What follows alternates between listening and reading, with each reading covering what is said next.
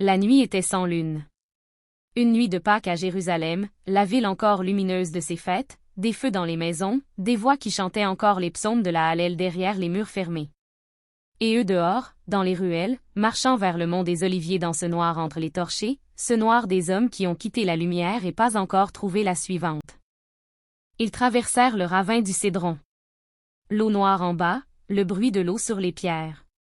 Puis la montée, le jardin de Gethsémani, les oliviers anciens aux troncs qui ressemblent à des hommes tordus, les branches basses, l'odeur de la terre humide et de l'huile et de quelque chose d'autre, quelque chose de végétal et de vieux. Ils venaient là souvent. Gethsémani, l'endroit à eux dans Jérusalem, celui qu'ils connaissaient depuis le premier soir où ils avaient campé sur cette colline. Les oliviers tordus, la vue sur la ville, le silence relatif loin des foules du temple. Ils connaissaient cet endroit. Et c'est précisément pour ça que Judas savait où aller. Sur le chemin, entre la salle et le jardin, Jean entendit quelque chose. Pas depuis le jardin encore, depuis lui qui marchait devant, à voix basse, les lèvres qui bougeaient dans la nuit. Des mots portés par le vent, des fragments qui arrivaient et disparaissaient. Jean ne les entendit pas tous. Il entendit assez pour comprendre que ce n'était pas une prière pour lui-même. C'était une prière pour eux. Pour les 11 qui marchaient derrière dans le noir. Des mots sur la protection, sur l'unité, sur ce qu'il voulait pour eux après, qu'ils soient un comme nous sommes un. Jean garda ça. Il ne savait pas encore à quel point ça lui coûterait, dans les années qui viendraient, de tenir cette unité-là. 8 disciples s'arrêtèrent à l'entrée du jardin. Il dit, « Asseyez-vous ici pendant que je vais prier là-bas. » Il prit avec lui Pierre, Jacques, Jean, les 3 qu'il prenait toujours pour les moments particuliers, depuis la transfiguration, depuis la nuit chez la femme seule. Il avança avec eux plus loin dans le jardin. Puis il s'arrêta. Quelque chose changea dans sa façon de se tenir, quelque chose que Pierre remarqua et ne sut pas nommer exactement. Un affaissement. Une pesanteur soudaine. Il dit, « Mon âme est triste à en mourir.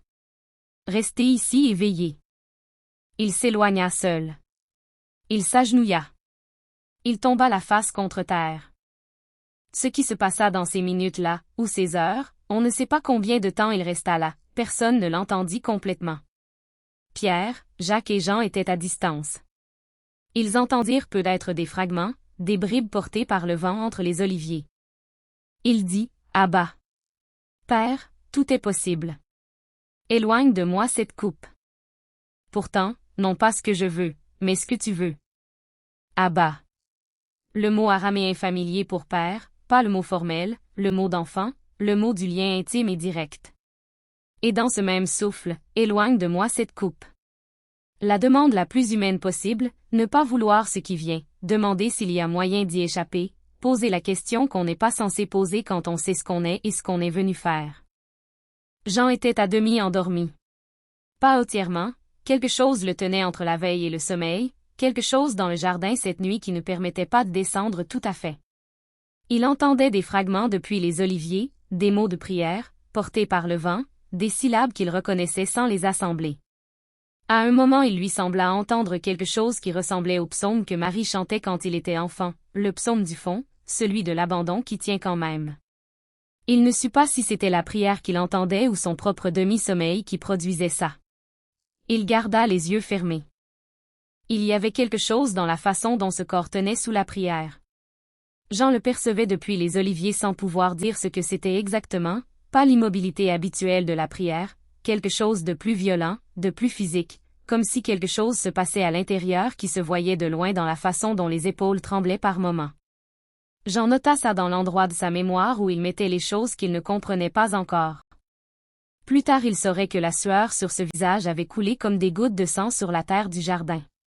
Pour l'instant il ne voyait que la silhouette dans le noir, et la silhouette qui priait avec tout ce qu'elle avait.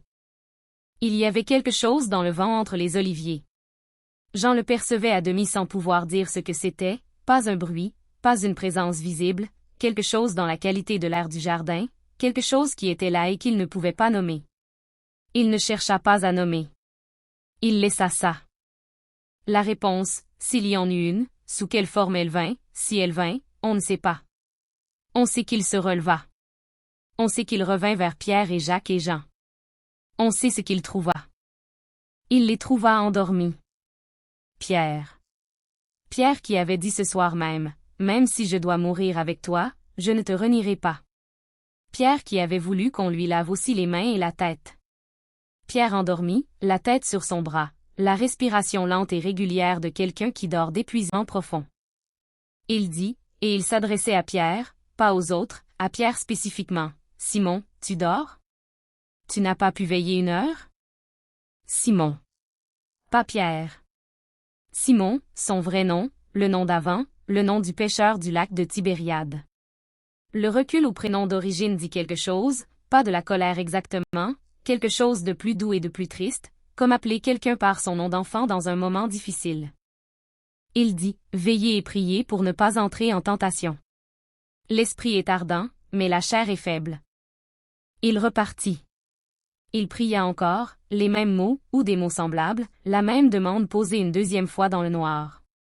Il revint. Il dormait encore. Cette fois il ne les réveilla pas, il les regarda un moment, ces 3 hommes endormis dans le jardin noir, et il repartit. Une 3e fois. Les mêmes mots. La même nuit. La même réponse du silence. Quand il revint pour la 3e fois, Pierre se réveilla en sursaut. Il vit lui debout au-dessus de lui. Il vit son visage dans le noir, comment exactement, avec quelle lumière, on ne sait pas. Il vit quelque chose sur ce visage qui le fit se lever sans parler. La honte de s'être endormi 3 fois était là, mais quelque chose la dépassait déjà, quelque chose dans l'air du jardin, dans la façon dont lui se tenait, qui disait que le temps de la prière était fini. Il dit, « Dormez maintenant et reposez-vous. » Une pause. Puis, « C'est assez. L'heure est venue. » On entendit des bruits à l'entrée du jardin. Judas était un homme. On l'a vu dans ce roman, silencieux, intelligent, qui calculait quand les autres croyaient. Qui avait commencé à additionner de mauvais résultats depuis des semaines. Qui avait donné le montant exact, 30 pièces, une nuit sous les oliviers, d'une façon qui n'avait pas satisfait Pierre. Il était allé voir les grands prêtres. Il leur avait dit qu'il pouvait leur livrer cet homme discrètement, loin des foules, sans risque de tumulte. Il lui avait donné de l'argent. Ce qu'il y avait dans sa tête au moment où il fit ça, on ne sait pas exactement. Les lectures varient depuis 20 siècles, la cupidité pure, la désillusion d'un homme qui attendait autre chose et qui se vengea de ne pas l'avoir eu, la conviction que forcer la main de Dieu accélérait quelque chose, la peur ordinaire d'un homme qui voulait sortir d'une situation devenue dangereuse. Peut-être tout ça mélangé. Peut-être autre chose. On n'entrera pas dans sa tête, on n'y entre jamais vraiment dans la tête des gens qui font des choses qu'on ne comprend pas. Ce qu'on sait, il avait donné aux soldats un signe. Dans le jardin, dans le noir, avec plusieurs hommes à trouver, le signe serait un baiser.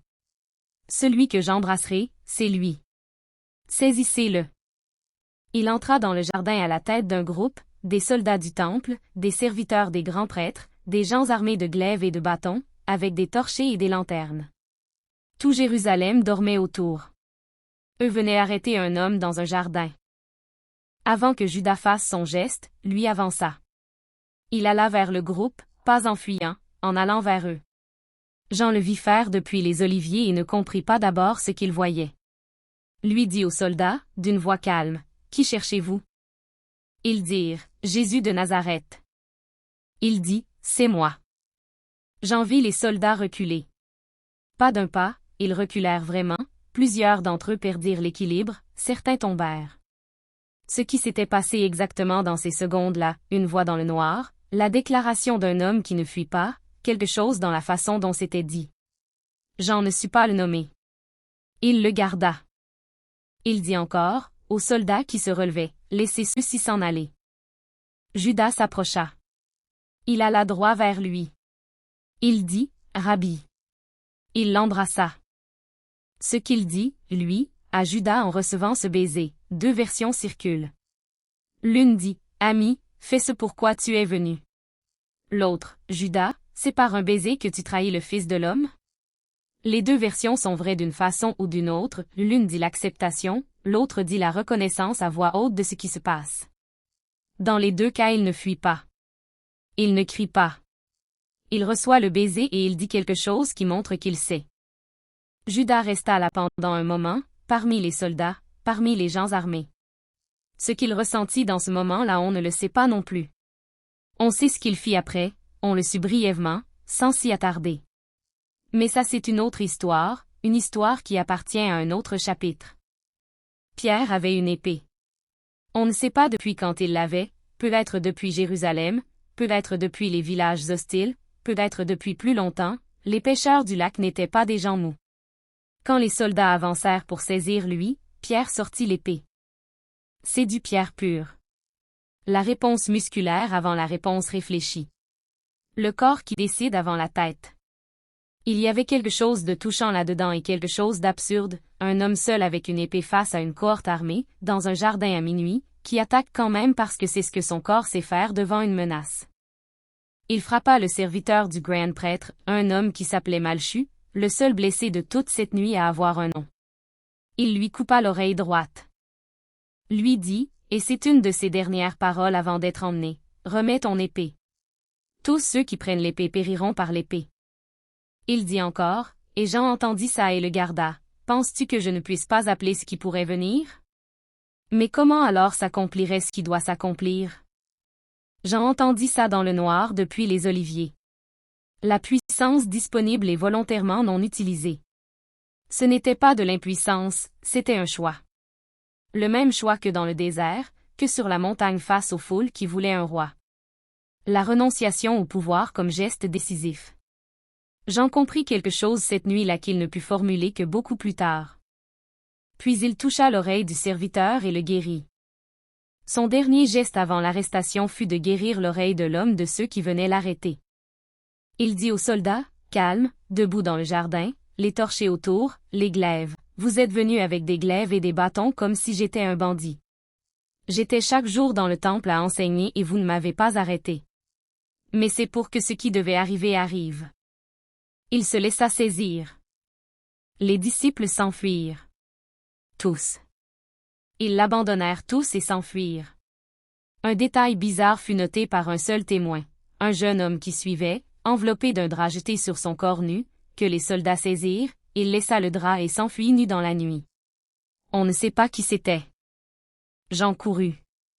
Il courut dans les ruelles de Jérusalem, dans le noir, sans savoir d'abord où il allait, ses pieds qui choisissaient la direction avant sa tête. Et en courant il pensa, avec cette façon qu'il avait même dans les moments de panique de garder quelque chose qui observait, il pensa à ce qui avait été dit dans la salle quelques heures plus tôt. Il avait dit, « Je frapperai le berger et les brebis seront dispersées. » Il l'avait dit lui-même, depuis les textes, il l'avait cité comme quelque chose qui allait arriver. Et maintenant les brebis couraient dans toutes les directions dans les ruelles de Jérusalem et le berger était emmené par des soldats armés. Ça s'était accompli exactement. Jean avait entendu la prédiction. Il courait quand même. La fatigue est plus forte que la loyauté. On l'avait dit. C'était vrai. Mais la peur aussi est plus forte que la loyauté, la peur pure, animale, celle des corps qui décident avant les têtes dans le sens opposé à Pierre et son épée. Les corps qui courent. Les corps qui cherchent le noir, les ruelles, l'ombre, n'importe quoi qui s'interpose entre eux et les soldats. Pierre ne courut pas loin. C'est ce qui le distingue des autres, il s'enfuit, oui, mais il s'arrêta. Il suivit à distance le groupe qui emmenait lui vers la maison du grand prêtre. Il entra dans la cour. Il s'assit près du feu avec les serviteurs, un pêcheur de Galilée assis dans la cour du grand prêtre de Jérusalem, essayant de se fondre dans le décor. Il y resta. Ce qu'il y fit, le reniement, les 3 fois, la servante qui le reconnut, le coq qui chanta, c'est une autre scène, la scène de Pierre seul avec ce qu'il avait fait et ce qu'il n'avait pas fait, et elle appartient au chapitre suivant. Dans le jardin, les soldats s'en allèrent avec lui. Les torchers s'éloignèrent entre les oliviers, le bruit des pas et des armes, puis plus rien. Le jardin retrouva son silence, les arbres tordus, le vent, l'odeur de la terre et de l'huile. L'endroit où il avait prié face contre terre était là, identifiable peut-être par la trace dans la poussière, ou pas, la nuit ne garde pas les traces. Ce qu'il advint de Judas, on le sut brièvement. Il retourna au grand prêtre avec ses 30 pièces. Il dit qu'il avait trahi un innocent. Il haussèrent les épaules, ça te regarde. Il jeta les pièces dans le temple et sortit. Il alla se pendre. On a fait de Judas le traître absolu, le damné par excellence, celui dont le nom ne doit pas être donné aux enfants. On a moins dit, ou dit plus bas, que sa fin ressemble à celle de quelqu'un qui ne supporta pas ce qu'il avait fait. Que je reconnais avoir trahi un innocent est une phrase que seuls disent les gens qui ont encore une conscience. Que jeter l'argent est le geste de quelqu'un qui refuse ce qu'il a gagné. Il n'y a pas d'absolution là-dedans. Il n'y a pas non plus le monstre sans intérieur qu'on a fabriqué. Il était un homme. Il fit une chose terrible. Il ne le supporta pas. C'est tout ce qu'on peut dire avec certitude. La nuit continua. Jérusalem continua. Dans les maisons les gens dormaient, digéraient leur repas de Pâques, rêvaient de la libération d'Égypte que le rite commémorait. Les soldats marchaient dans les ruelles avec leurs prisonniers. Pierre était assis dans une cour près d'un feu. Le jardin de Gethsémani était vide. Les oliviers dans le noir. L'endroit où il avait dit « Éloigne de moi cette coupe et non pas ma volonté mais la tienne », cet endroit-là continuerait d'exister le lendemain, et les jours suivants, et les siècles suivants.